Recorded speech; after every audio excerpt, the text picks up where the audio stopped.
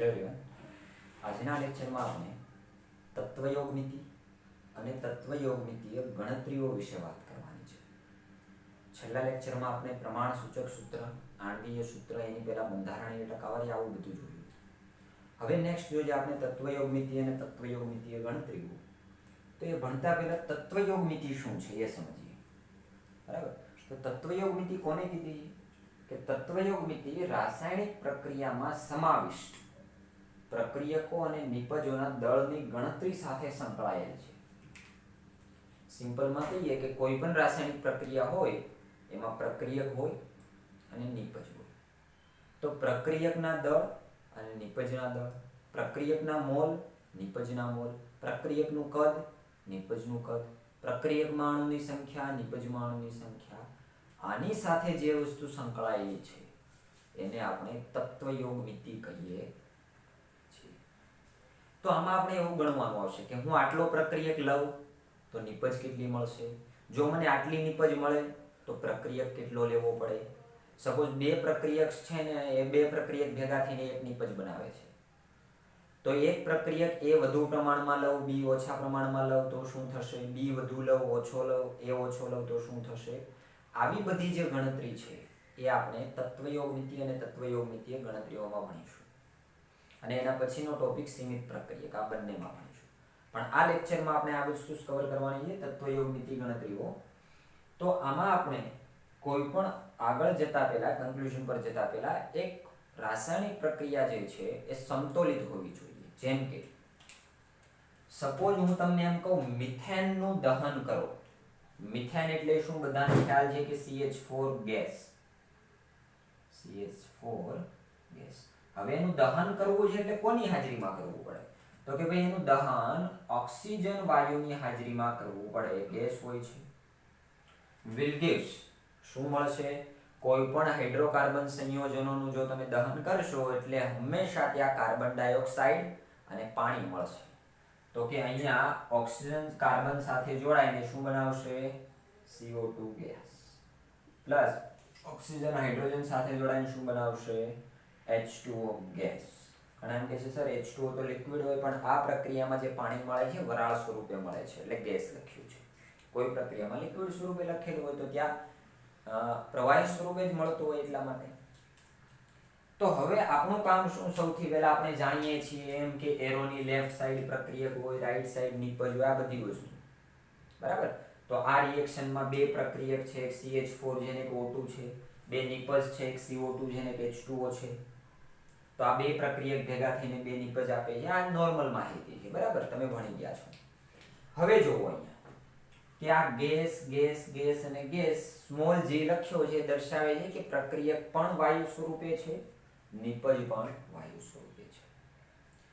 પણ આ પ્રક્રિયામાં કોઈ પણ ગણતરી કરતા પહેલા આપણે પ્રક્રિયા સમતોલિત છે કે નહીં ચેક કરવાનું. જો સમતોલિત હોય તો જ આગળ જવાનું, સમતોલિત નથી તો આગળ જઈશું. તો આ પ્રક્રિયાને પહેલા જુઓ, લેફ્ટ હેન્ડ સાઈડ કાર્બન 1 છે, રાઈટ હેન્ડ સાઈડ 1 છે. ચાલો એ તો બેલેન્સ છે. લેફ્ટ હેન્ડ સાઈડ હાઇડ્રોજન 4 છે, પણ રાઈટ હેન્ડ સાઈડ હાઇડ્રોજન 2 છે. તેથી એને 4 કરવા માટે કેટલા વડે મલ્ટીપ્લાય કર્યા? 2 વડે. તેથી આ 2 ખાલી હાઇડ્રોજન સાથે મલ્ટીપ્લાય ના થાય, ઓક્સિજન સાથે પણ થાય. તેથી હાઇડ્રોજન તો 4 થઈ ગયા પણ ઓક્સિજન 2 થયા, અને 2 ઓક્સિજન અહીંયા. તો નિપજમાં ટોટલ ઓક્સિજન કેટલા છે? 4. 2 કાર્બન પાસે ને 2 હાઇડ્રોજન વાળા. તેથી 2 ને 2 4 oxygen. Left hand side oxygen total 2 છે, તેથી એને 4 કરવા માટે 2 વડે મલ્ટીપ્લાય કરી દીધા. તેથી ઓક્સિજન ટોટલ કેટલા થઈ ગયા? 4 થઈ ગયા. Left hand side carbon 1, right hand side 1. Left hand side hydrogen 4, right hand side 4. Left hand side oxygen 4, right hand side મળીને 4. 2 કાર્બન પાસે 2 ઓક્સિજન પાસે 4 થઈ ગયા. એટલે પ્રક્રિયકમાં જેટલા ઓક્સિજન છે એટલા જ નિપજમાં છે.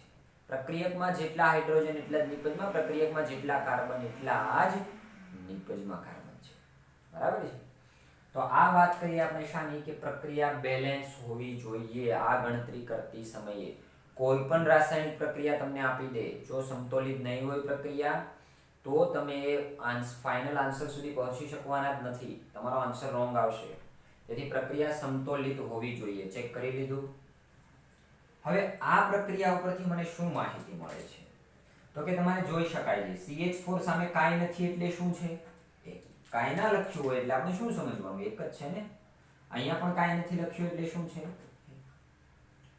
તેથી અહીંયા જે પ્રક્રિયકમાં CH4 સામે 1 અને નિપજમાં CO2 સામે 1 એ એનો તત્વયોગમિતીય ગુણાંક છે આ જે એક એક લખ્યું એ શું છે તત્વયોગમિતીય ગુણાંક સેમ વસ્તુ O2 સામે 2 અને H2O સામે પણ 2 તો O2 નો તત્વયોગમિતીય ગુણાંક 2 છે H2O નો પણ 2 છે તો એ ડિપેન્ડ કરે છે કોઈ પણ રિએક્શન ઉપર કે જે તે રિએક્શનનો તત્વયોગમિતીય ગુણાંક કેટલો હશે બરાબર છે તો અહીંયા તત્વયોગમિતીય ગુણાંક એટલે શું તો કે જે પણ અણુની સામે સંખ્યા લખેલી છે પૂર્ણાંક હોય કે અપૂર્ણાંક હોય એનો તત્વયોગમિતીય ગુણાંક હશે બરાબર છે તત્વયોગમિતીય ગુણાંક તમને આ રિએક્શનમાં પૂછે તો આપણે એમ કહેવાનું કે CH4 અને CO2 નો 1 છે અને O2 અને H2O નો 2 છે કે એની સામે જે સંખ્યા ગુણેલી છે મલ્ટીપ્લાય કરેલી છે એને સમતોલિત કરવા માટે એને જ આપણે તત્વયોગમિતીય ગુણાંક તરીકે ઓળખીએ છીએ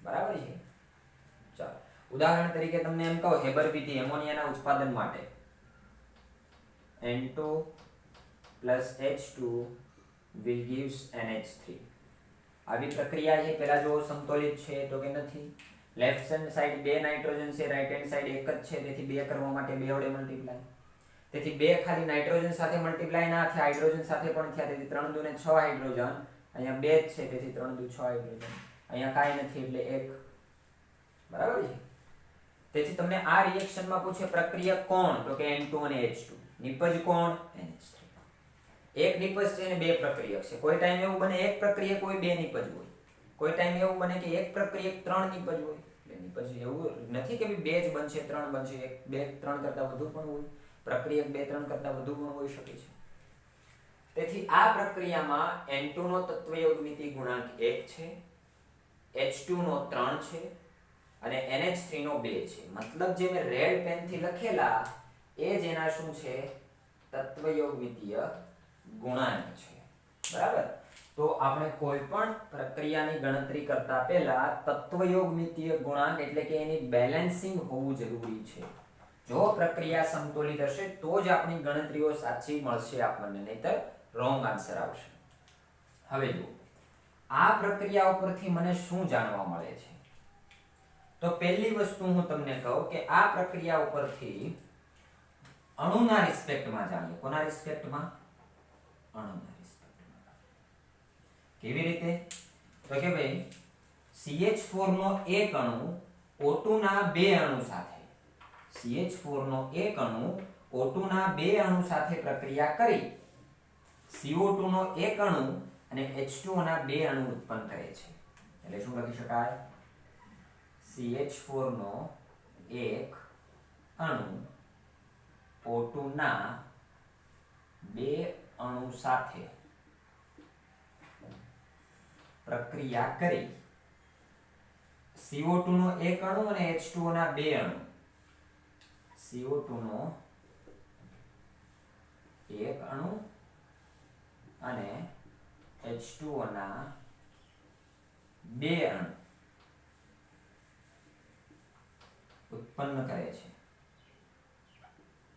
અથવા આપે છે જે પણ લખવું છે સમજ પડી આ વસ્તુ જેનો તત્વયોગમિતીય ગુણાંક છે ને એ જેની સંખ્યા છે તો કે અહીંયા CH4 ના કેટલા અણુ છે 1 O2 ના કેટલા છે 2 CO2 ના 1 અને H2O ના 2 તો એના ઉપરથી એક સ્ટેટમેન્ટ બનાવી દીધું આખું મેં બરાબર છે ચાલો મારે અણુના રિસ્પેક્ટમાં વાત નથી કરવી હું એમ કહું મોલના રિસ્પેક્ટમાં વાત કરવી છે કોના રિસ્પેક્ટમાં હવે આપણે જાણીએ છીએ 1 મોલ બરાબર 6.022 ગુણ્યા 10 ની 23 ઘાત આઇટમ હોય પછી અણુ પણ હોઈ શકે પરમાણુ પણ હોઈ શકે આયન પણ હોઈ શકે કોઈ પણ સ્પીસી હોઈ શકે છે બરાબર છે અને મોલ નું ઇક્વેશન આપ્યું હતું મોલ બરાબર આપેલા વજનના છેદમાં આણ્વીય દળ પરમાણુ છે તો પરમાણ્વીય દળ અણુ છે તો આણ્વીય દળ અને મોલ ને દર્શાવવામાં આવે છે સ્મોલ n વડે કોના વડે સ્મોલ n વડે આ પાયાની જે 7 રાશિ છે એ પૈકી 7મી રાશિ તરીકે આને દાખલ કરવામાં આવી હતી મોલ ને ચાલો હવે જોઈએ અહીંયા કે મોલના રિસ્પેક્ટમાં વાત કરું તો સેમ વસ્તુ ખાલી અહીં જે લખ્યું CH4 નો એક અણુ O2 ના બે અણુ સાથે અણુ કાઢી નાખો મોલ લખી દો કે CH4 ના 1 મોલ O2 ના 2 મોલ સાથે પ્રક્રિયા કરી CO2 નો 1 મોલ અને H2O ના 2 મોલ. હવે અણુ કાઢી નાખવાનું, શું લખી દેવાનું? મોલ. એટલે શું લખાય? CH4 નો 1 મોલ O2 ના 2 મોલ સાથે પ્રક્રિયા કરી CO2 ના 1 મોલ અને H2O ના 2 મોલ આપે છે અથવા ઉત્પન્ન કરે છે. બરાબર છે? એટલે અણુ કાઢી નાખીને મોલ લખી દીધું કે જો આ 1 હતો તો સામે 2 હતા. આ 1 મોલ હોય તો સામે 2 મોલ હશે. આ 1 મોલે 1 મોલ મળતો તો આના હું સોરી 1 અણુ મળતો તો 1 મોલે આ 1 મોલ મળશે. 2 મોલે 2 મોલ મળે, 2 અણુએ 2 મોલ મળે છે. તો 2 અણુએ 2 અણુ મળે છે તો 2 મોલે 2 મોલ થઈ જશે. બરાબર છે? તો આ અણુના રિસ્પેક્ટમાં એક વાત કરી મોલના રિસ્પેક્ટમાં. ત્રીજી વાત કરીએ આપણે ગ્રામના રિસ્પેક્ટમાં, દળના રિસ્પેક્ટમાં. કે જુઓ તો CH4 ના એક અણુનું દળ કેટલું થાય? મતલબ કે આપણે ગ્રામમાં મેજર કરીશું, યુમાં નહીં. તો કે CH4 ના એક અણુનું દળ ગણશો, કાર્બન પરમાણુનું દળ 12 થાય. એક હાઇડ્રોજનનું 1 એટલે 4 હાઇડ્રોજનના 4. તેથી 12 ને 4 16. તેથી અહીંયા એમ લખાય 16 ગ્રામ CH4. ઓક્સિજન કેટલા થશે? ઓક્સિજન ટોટલ ગણો, 2 દુ ને 4 ઓક્સિજન છે. 2 મલ્ટીપ્લાય એના 2 2 દુ 4 ઓક્સિજન, એક ઓક્સિજનના 16 હોય તેથી 64 થશે. તેથી 16 ગ્રામ CH4 64 ગ્રામ O2 સાથે પ્રક્રિયા કરી CO2 કેટલા? 1 મોલ. 1 મોલ એટલે ગણો, એક કાર્બન છે 2 ઓક્સિજન, 2 ઓક્સિજન 16 દુ 32 પ્લસ 12 44 ગ્રામ CO2 અને H2O કેટલો છે? જો અહીંયા હાઇડ્રોજન 2 દુ 4 ને ઓક્સિજન 2 એટલે 16 દુ 32 ને 4 36. CO2 અને 36 ગ્રામ H2O આપે છે. આમાં ખ્યાલ આવ્યો બધાને? મેં શું કરી, આ બધાના આણ્વિક દળ ગણી લીધા, મોલર દળ. CH4 નું કેટલું? 16, તેથી 16 ગ્રામ. O2 નું કેટલું થાય? એમ કે સર O2 એટલે 4 ઓક્સિજન થાય ને, O2 અને સામે 2 એટલે 2 દુ 4, 4 ઓક્સિજન મલ્ટીપ્લાય 16 તેથી કેટલા થાય? 64. કેટલા થશે? 64. અહીંયા CO2 ના કેટલા થાય? તો કે કાર્બન ના 12. CO2 માં કાર્બન 12 પ્લસ ઓક્સિજન 16 પ્લસ 16 એટલે કેટલા થશે? 44. અહીંયા H2O માં કેટલા થશે? H2O 2 છે. જો H2O કેટલા છે? 2. એટલે આને 2 છે તેથી હાઇડ્રોજન 4 તેથી 4 મલ્ટીપ્લાય 1 પ્લસ ઓક્સિજન 2 એટલે 16 મલ્ટીપ્લાય 2 16 દુ 32 ને 4 36 તેથી 36 આવે. તેથી અહીંયા આપણે ગ્રામના રિસ્પેક્ટમાં, દળના રિસ્પેક્ટમાં વાત કરી કે 16 ગ્રામ CH4 64 ગ્રામ O2 સાથે પ્રક્રિયા કરી 44 ગ્રામ CO2 ને 36 ગ્રામ H2O આપે છે. તો સ્ટાન્ડર્ડ રિએક્શન થાય કે જો આ ઓક્સિજન આટલો લઉં તો સામે તમારે CH4 આટલો જ જોશે તો જ નિપજ આટલી મળશે. આનાથી વધુ ઓછો લેશો તો નિપજ આટલી મળશે નહીં. આવું કહેવા માંગે છે.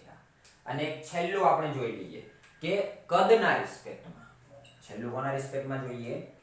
કદના રિસ્પેક્ટમાં વાત કરો. તો કે કદના રિસ્પેક્ટમાં એક વસ્તુ અહીંયા સાબિત થઈ છે, અત્યારે આપણે ભણવાની નથી આવતી, 5મા ચેપ્ટરમાં ભણવાની આવશે કે કોઈ પણ વાયુ હોય, hydrogen, oxygen, nitrogen, chlorine, fluorine, કોઈ પણ ઓઝોન વાયુ કોઈ પણ લઈ લો, જો એ વાયુ 1 મોલ હશે, કેટલો હશે? 1 મોલ, તો બધા જ વાયુનું કદ કેટલું હશે? 22.7 લીટર. વાયુને કદમાં મેજર કરવામાં આવે છે, ખ્યાલ છે બધાને? જો હું એમ કહું કે 1 મોલ H2 છે, તમારે સમજવાનું કેટલો છે? 22.7 લીટર. હું એમ કહું 1 મોલ O2 છે, એનો મતલબ પણ 22.7 લીટર. હું એમ કહું 1 મોલ આર્ગોન છે, તો એ પણ મતલબ 22.7. તો કોઈ પણ વાયુનો 1 મોલ તમારે જો લીટરમાં કન્વર્ટ કરવો છે તો કેટલા લીટર થાય? 22.7. હવે આ કેવી રીતે આવ્યું એ પણ પ્રશ્ન થાય કે સર આ 22.7 કેવી રીતે આવ્યું? પણ આ વસ્તુ અત્યારે આપણે ભણવાની નથી આવતી. ચેપ્ટર નંબર 5 જે છે એમાં ભણવાની આવશે. આ 22.7 વેલ્યુ આવી ક્યાંથી?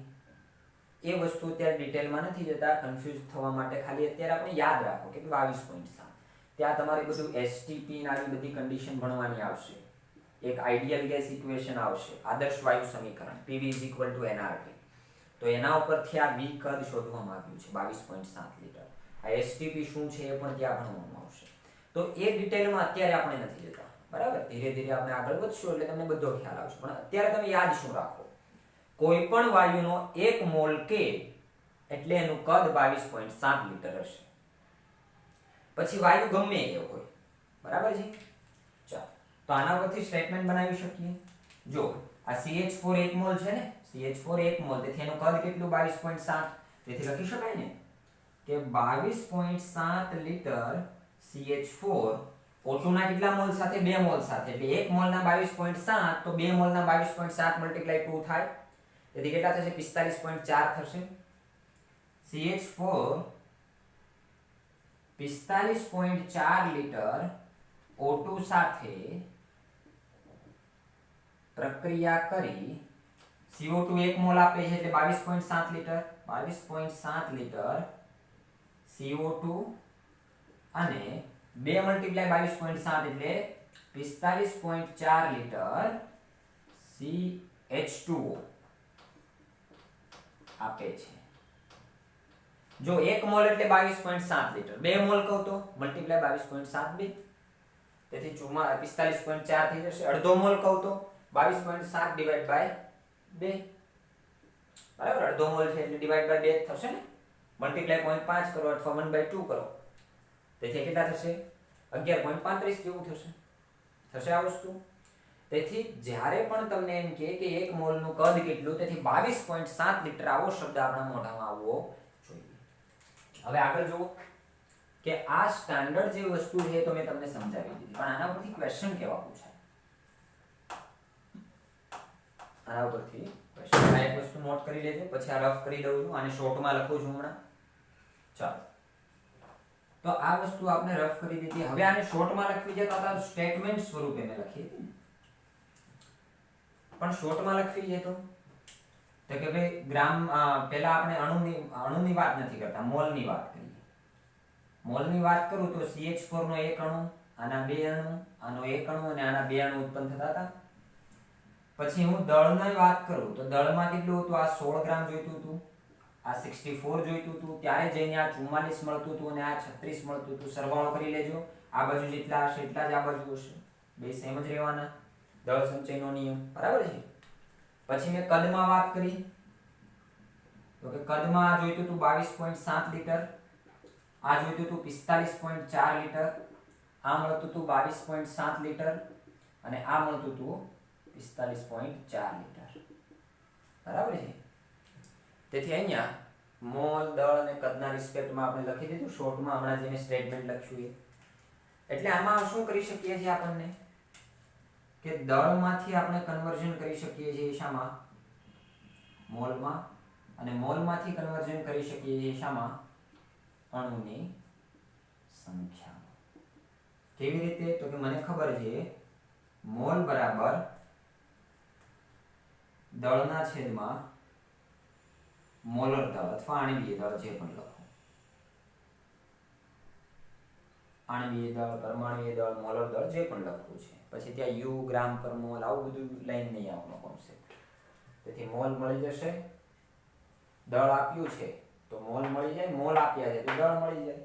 અણુની સંખ્યામાં કન્વર્ટ કરવા છે તો પણ કરી શકીએ, બરાબર છે. તો આ વાત એ હતી. બીજું, તમને ઘનતાનું ઇક્વેશન ખબર છે, ઘનતા ઉપરથી કદમાં જવું છે તો પણ જઈ શકીએ. ઘનતા D બરાબર દળના છેદમાં કદ. જો ઘનતા આપી હોય તો દળ શોધી શકીએ અથવા કદ શોધી શકીએ. ઘનતા દળ આપ્યું તો કદ શોધી શકીએ, ઘનતા કદ આપ્યું તો દળ શોધી શકીએ. એમની જગ્યાએ W પણ લખાય છે, અને એમ લખે કે ઓર W, તો જે પણ લખો, મતલબ રાઈટ થવો જોઈએ. તો આ સ્ટાન્ડર્ડ વેલ્યુ છે કે 1 મોલ CH4 લઉં તો કમ્પલસરી તમારે 2 મોલ શું લેવું પડે? O2. તો અને તો જ 1 મોલ CO2 મળે અને 2 મોલ H2O મળે. ગ્રામમાં વાત કરું તો 16 ગ્રામ લઉં તો આ 64 લેવો જ પડે, તો જ મને 44 CO2 મળે અને 36 H2O મળે. લીટરમાં 22.7, 45.4, 22.7 અને 45.4 આવી રીતના મળશે, બરાબર છે. તો સ્ટાન્ડર્ડ વેલ્યુ થી આના પરથી ક્વેશ્ચન કેવા પૂછાય એની પણ પ્રેક્ટિસ કરીએ એક બે હમણાં. પણ એના પહેલા હું તમને એક બે ઇક્વેશન આપું. શું ઇક્વેશન છે? તો કે સપોઝ તમારે મોલ શોધવા છે. શાના ઉપરથી? દળ ઉપરથી. તો આપેલા દળના છેદમાં પરમાણ્વીય દળ અથવા આણ્વીય દળ અથવા મોલર દળ જે પણ લખવું છે. ચાલો હું અહીંયા આણ્વીય દળ લખી દઉં છું. દળ ઉપરથી મોલ શોધવા છે તો આ ઇક્વેશન એપ્લાય કરવાનું. કદ ઉપરથી મોલ શોધવા છે તો કે મોલ બરાબર આપેલું કદ છેદમાં 22.7 લીટર. ઉપર લીટરમાં ના હોય તો લીટરમાં કન્વર્ટ કરી દેવાનું. અને છેલ્લું ઇક્વેશન કે જો તમારે અણુની સંખ્યા ઉપરથી મોલ શોધવા છે તો આપેલા અણુની સંખ્યા જે પણ તમને આપી હોય છેદમાં એવોગેડ્રો નંબર Na એટલે કે 6.022 ગુણ્યા 1023 ઘાત. શોધી શકીએ એમ. તો ત્રણ ઇક્વેશન યાદ રાખજો, હેલ્પફુલ થશે, નોટ કરી લેજો. હવે આના પરથી આપણે ક્વેશ્ચન સોલ્વ કરીએ. આપણો જે કોયડાનો ક્વેશ્ચન છે ને એ જ સોલ્વ કરીએ એટલે ક્લિયર થઈ જાય તમને. ચાલો, તમને શું કીધું છે આના ઉપરથી? કોયડો છે, આ જ રિએક્શન આપી છે મેં બી કોયડામાં પણ.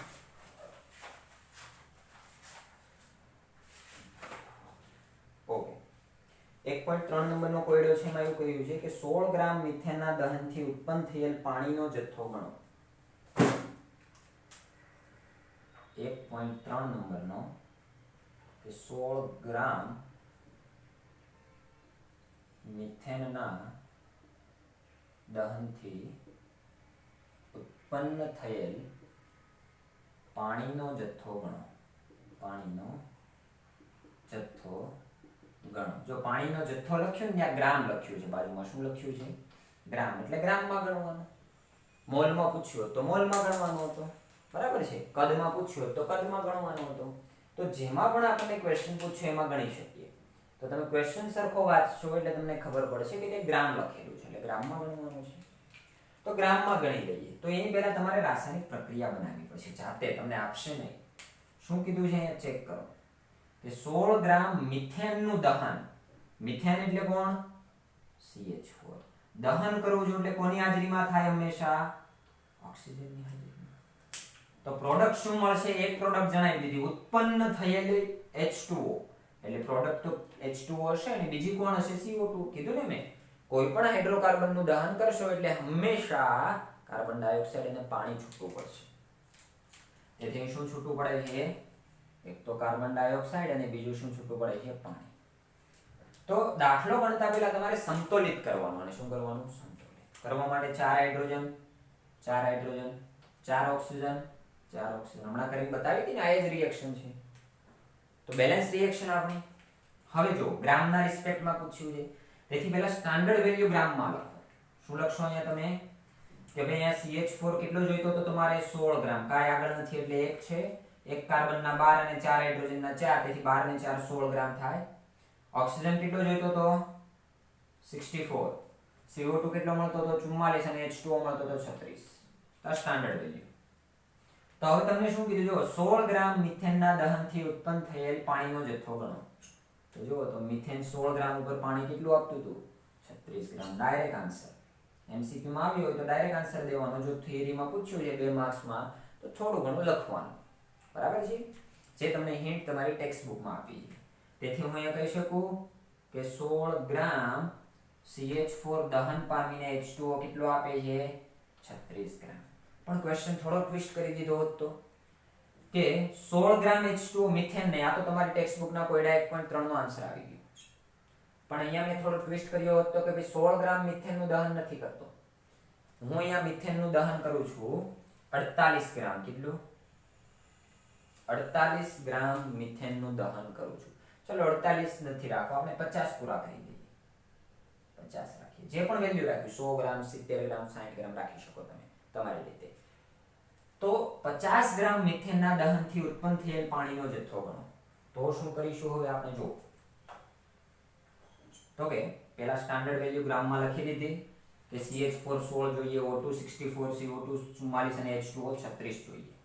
તો હવે હું શું કરું છું કે અહીંયા 50 ગ્રામ, ભાઈ 16 ગ્રામે કેટલો મળતો તો પાણીનો જથ્થો 36, એટલે હું અહીંયા આમ લખીશ કે 16 ગ્રામ જો હું મિથેનનું દહન કરું ને તો મને પાણી કેટલું મળતું હતું, 36 ગ્રામ H2O મળતું હતું, 36 ગ્રામ H2O મળતું હતું. પણ મિથેન મેં કેટલો લીધો, 50 ગ્રામ, તેથી 50 ગ્રામ CH4 પર પાણીનો જથ્થો કેટલો મળશે. હવે cross multiply 50 multiply 36 divide by 100, તેથી આને એમ લખાય 50 મલ્ટીપ્લાય 36 ડિવાઇડ બાય 100.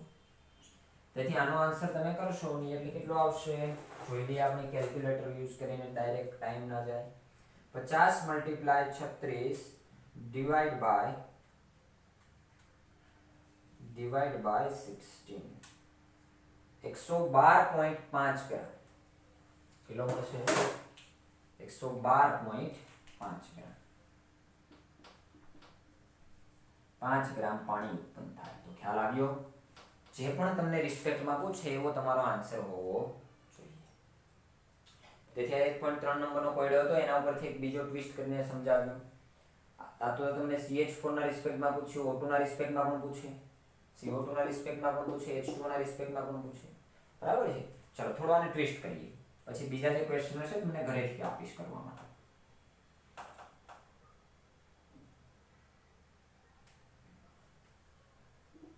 કે સપોઝ મેં તમને એમ કીધું હતું કે 30 ગ્રામ CO2 ઉત્પન્ન કરવા માટે O2 કેટલો જોશે. શું અહીંયા પૂછું, 30 ગ્રામ CO2 ઉત્પન્ન કરવા માટે O2 નું પ્રમાણ ગણો ગ્રામમાં, લીટરમાં પણ કે તો લીટર વાળી વેલ્યુ એપ્લાય કરવાની. ચાલો તો અહીં લખાય 44 ઉપર કેટલો જોઈતો તો 64, 44 ઉપર 64, તેથી 30 ઉપર કેટલો, 30 મલ્ટીપ્લાય 64 ડિવાઇડ બાય 44 લખાય, 30 મલ્ટીપ્લાય 64 ડિવાઇડ બાય 44, તેથી એનો જે આન્સર આવશે એ લખી દેવાનો, શામાં આવશે, ગ્રામમાં. ઈઝી છે. ઓકે, બીજો તમને લીટરમાં કહું તો ચાલો એ ઇક્વેશન જ બદલી દઈએ આપણે. કે સપોઝ H2 અને O2 ભેગા થઈને શું આપતા હતા, H2O. અહીંયા આગળ બેલેન્સ કરવા માટે 2 ઓક્સિજન, અહીંયા એક જ છે, 2 કરવા માટે આગળ કેટલા કરી દઉં, 2. હાઇડ્રોજન 4 કરવા માટે અહીંયા 2. બેલેન્સ રિએક્શન, તો કે યસ. તમને આમાં એવો પ્રશ્ન પૂછ્યો તો કે 50 લીટર H2O ઉત્પન્ન કરવા માટે O2 નું કદ જણાવો. તો શું થશે જો ચેક કરો. પહેલા સ્ટાન્ડર્ડ વેલ્યુ લખો. આ 2 મોલ છે એટલે 2 મલ્ટીપ્લાય 22.7 એટલે 45.4 લીટરની જરૂર પડે H2. સ્ટાન્ડર્ડ વેલ્યુ છે. O2 કેટલા જરૂર પડે, કાઈ નથી એટલે 1, તેથી કેટલા 22.7 લીટરની જરૂર પડે. અને H2O કેટલા મળે, 2 મલ્ટીપ્લાય 22.7 એટલે કે 45.4 લીટર મળે. જો હું H2 45.4 લઉં તો O2 22.7 મળશે અને H2O મળશે 45.4. અહીંયા પેલા દળ સંચયનો નિયમ ના લગાડતા કે સર અહીંયા તો કદ આટલું થાય છે, બેનો સરવાળો તો કદનો ઘટી ગયો. એ આખો કોન્સેપ્ટ અલગ થઈ જાય છે, ધ્યાન દેજો. દળ સંચયના નિયમનું પાલન તો અહીંયા પણ થાય છે, પણ કદના રિસ્પેક્ટમાં વાત કરીએ છીએ એટલે એ વસ્તુ ત્યાં એપ્લાય ના કરતા. ઓકે, તેથી 45.4 લીટર H2 22.7 લીટર O2 સાથે પ્રક્રિયા કરીને H2O કેટલો આપે છે, 45.4 આપે છે. તેથી હવે જો અહીંયા કે મેં શું કીધું કે 50 લીટર H2O ઉત્પન્ન કરવો છે તો O2 નું કદ કેટલું જોશે. H2 નું નથી પૂછ્યું, કોનું પૂછ્યું છે, O2 નું. તેથી આમ લખી શકું કે ભાઈ 45.4 એ 22.7 જોઈતો હતો. 45.4 લીટર જો મારે H2O જોઈએ છીએ તો O2 કેટલો જોઈતો તો 22.7 લીટર O2 ની જરૂરિયાત હતી. પણ મારે H2O જોઈએ છે કેટલો, 50 લીટર. તેથી 50 લીટર H2O પર કેટલો O2 જોઈશે. તેથી ક્રોસ મલ્ટીપ્લાય કરો અને આની સાથે શું લખાશે, 50 મલ્ટીપ્લાય 22.7 ના છેદમાં 45.4. તેથી કેટલા થશે, 2, 50 ભાગ્યા 2 એટલે 25 લીટરની જરૂરિયાત પડે. કેટલાની, 25 લીટર. થઈ ગયું. તો લીટરના રિસ્પેક્ટમાં, કદના રિસ્પેક્ટમાં, દળના રિસ્પેક્ટમાં, મોલના રિસ્પેક્ટમાં કોઈ પણ ક્વેશ્ચન પૂછી શકે છે. પ્રોડક્ટ પરથી પ્રક્રિયક પૂછે, પ્રક્રિયક પરથી પ્રોડક્ટ પૂછે, કોઈ પણ એક, તો આને જ આપણે તત્વયોગમિતિ અને તત્વયોગમિતિ ગણતરીઓ તરીકે ઓળખીએ છીએ. અને બીજું તમારું હોમવર્ક શું રહેશે કે કોયડો નંબર 1.3 તો કરાવ્યો, તમને 1.4 કરવાનો રહેશે કોયડો નંબર, અને સ્વાધ્યાયનો 1.4 અને 1.10 તમારું હોમવર્ક રહેશે શું? કોયડો નંબર 1.4 અને આના રિલેટેડ છે એટલા માટે કહું છું, સ્વાધ્યાયનો પ્રશ્ન રહેશે તમારે 1.4 અને 1.10 નંબરનો. તો હોમવર્ક કરી લેજો, કોઈ પણ ડાઉટ થાય તો પછીથી જણાવશો, એ વસ્તુ તમારી ક્લિયર થઈ જશે. ઓકે, તો આ હતું આપણું તત્વયોગમિતિ અને તત્વયોગમિતિ ગણતરી. હવે નેક્સ્ટ ટોપિક જે પણ છે નેક્સ્ટ લેક્ચરમાં આપણે કવર કરીશું.